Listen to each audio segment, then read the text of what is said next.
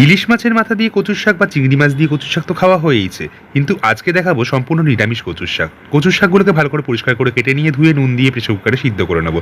তারপর সিদ্ধ করে নেওয়ার পর জলটাকে ঝাড়িয়ে একদম ছেঁকে নেবো। এবার কচুর শাকে দেওয়ার জন্য কিছু ছোলা ভিজিয়ে রেখেছিলাম আর কিছুটা নারকোল একদম কুচি করে কেটে নিয়েছিলাম।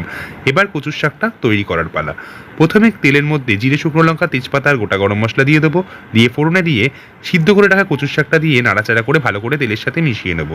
এবার আস্তে আস্তে ওর মধ্যে দিয়ে দেবো আগে থেকে ভিজিয়ে রাখা ছোলা আর কুচি করে রাখা নারকোল, আর দিয়ে দেবো স্বাদ মতো নুন ও চিনি, পরিমাণ মতন হলুদ গুঁড়ো, 1 চা চামচ জিরের গুঁড়ো, 1 চা চামচ আদা বাটা আর হাফ চা চামচ কাঁচা লঙ্কা বাটা। এবার মশলাগুলো আর কচু শাকটাকে ভালো করে নাড়াচাড়া করে জলটাকে শুকিয়ে নিতে হবে। কচু শাক যত জল টানবে তত সুন্দর স্বাদ হবে। জল শুকিয়ে গেলে আপনা থেকেই দেখবেন কড়া থেকে ছেড়ে আসছে। এবার নামাবার আগে সামান্য ভাজা মশলা আর 2 চামচ মতন ঘি দিয়ে নামিয়ে ফেলবো সম্পূর্ণ নিরামিষ কচুর শাক। কচুর শাক লাভার যারা রয়েছে তারা কিন্তু অবশ্যই ট্রাই করে জানিও কেমন লাগলো।